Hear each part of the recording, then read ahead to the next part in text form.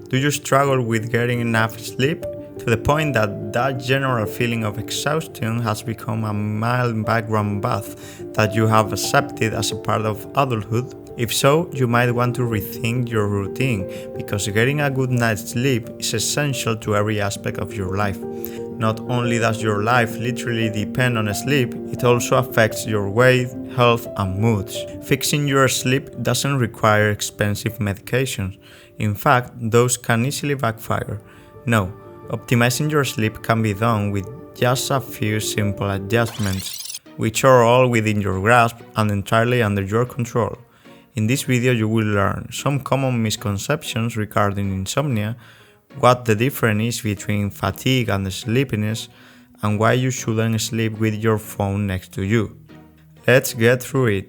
When it comes to the benefits that sleep brings, the list is long. Here are some of the major functions for which sleep plays a pivotal role. To get rid of waste, the brain uses the so-called brain lymphatic system. The brain lymphatic system removes toxins, including amyloid beta, a protein found to accumulate in the brains of patients with Alzheimer's disease. This system is 60% more productive when you are sleeping, which is why it's important not to escape sleep, as your brain will miss the chance to rid itself of waste products. If you are wishing to bolster your brain's cleanup rate, study with rodents at Stony Brook University in New York State concluded that it appears to work best when you are sleeping on your side.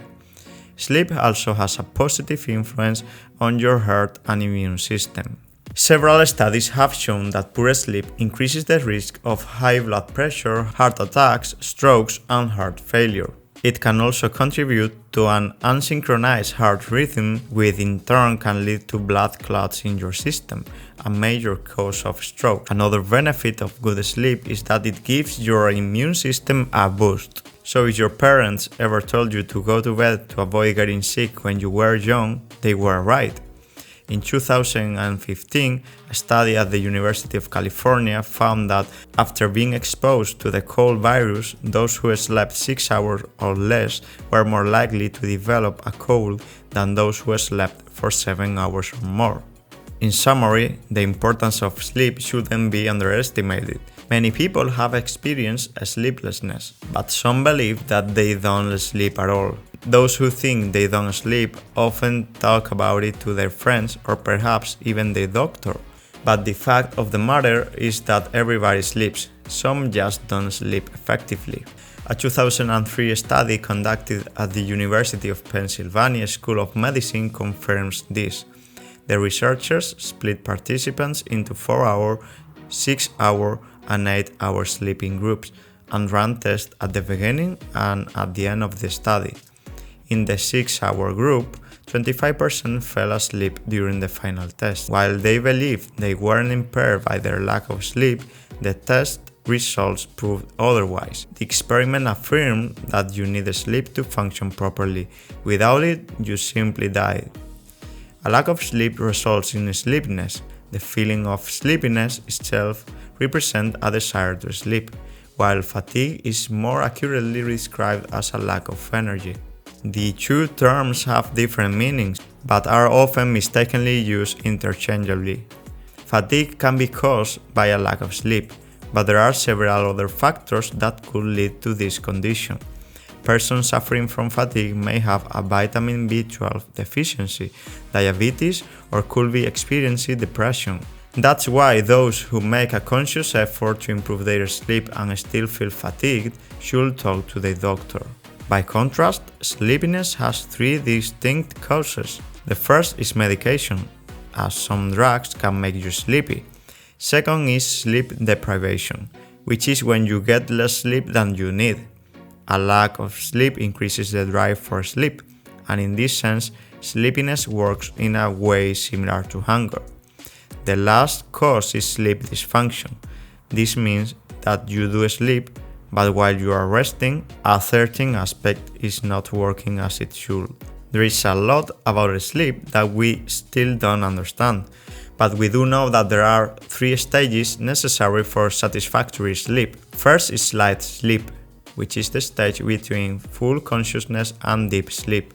and a delicate state from which it's easy to wake up. Light sleep can be divided into N1 sleep and N2 sleep. While you spend a mere 5% of a night's sleep in the N1 state, you will spend around 50% of it in the N2 state. These two stages of sleep can be distinguished by looking at variations in brain patterns. The next is deep sleep, or N3 sleep. This is a restorative period that causes you to feel rested when you wake up in the morning. Most deep sleep occurs during the first half of your night's sleep. Adults tend to spend 25% of each night in deep sleep, but this number declines with age. During this period, the most growth hormones are produced. Therefore, it's needed to boost your immune system, help you recover from injuries, and strengthen your bones and muscle. The third stage is REM sleep. REM stands for rapid eye movement, which refers to when your eyes move at a fast rate below your eyelids. Scientists are still trying to discover why this happens. During REM sleep, your brain's activity is very similar to when you are fully awake, but muscle activity is slow. This stage accounts for 25% of your night's sleep, and it occurs 4 to 5 times every night in 20 to 40 minute cycles that increase toward the second half of the night. During this phase, you stop regulating your body temperature and dreaming takes place. Over the course of a night, you transition from N1 to N2, then to deep sleep, back to N2, and then to REM sleep. When it comes to getting good sleep, healthy circadian rhythms are also essential as they manage your internal body clock. Circadian rhythms are a system of bodily processes that operate on a 24-hour cycle and determine when you feel sleepy and when you feel awake. A common disruptor of these rhythms is jet lag. After a shift from one time zone to another, you may end up eating when you should be sleeping, for instance, so your body isn't prepared for digestion at all. Circadian rhythms are not exclusive to humans. Other animals and even fungi have them too.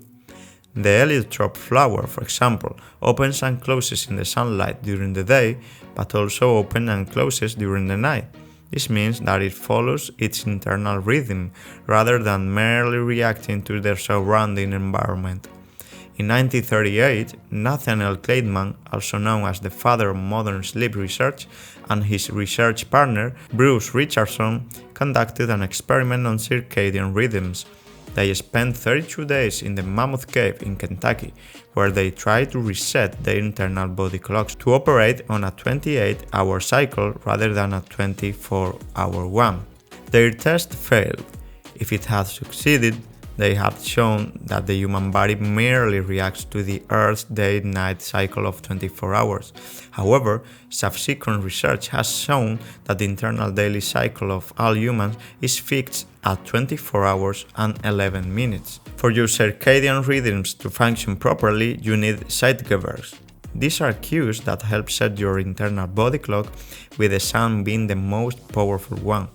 Exercise, sleep, and meals at specific times are further examples. The more zeitgebers you are exposed to, the more synchronized your circadian rhythms will be. Keeping your circadian rhythms in check is key for good sleep, and as you will learn, sleep hygiene also plays an important role. The term sleep hygiene refers to the process of controlling your environment and pre-bedtime behavior in order to have the best sleep possible. To optimize your sleep, you should start off by preparing your bedroom. As light keeps you awake, your bedroom should be submerged in complete darkness. This is because your eyes sense when it's dark and send signals to your brain, which in turn makes your pineal gland produce melatonin, the chemical responsible for making you feel sleepy.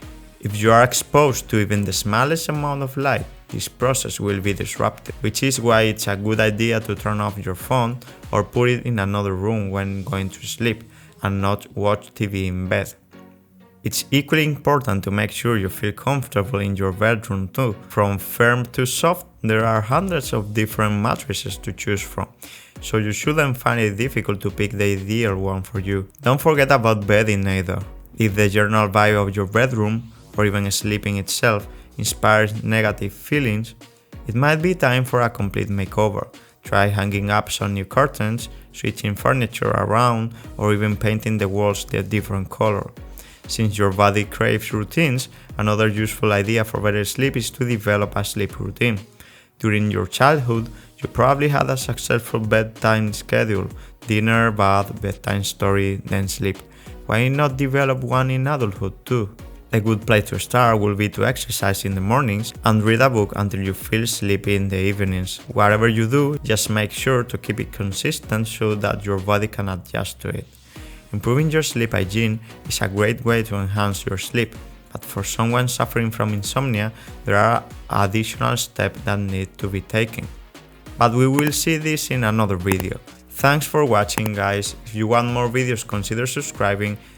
See you soon, stay healthy and strong.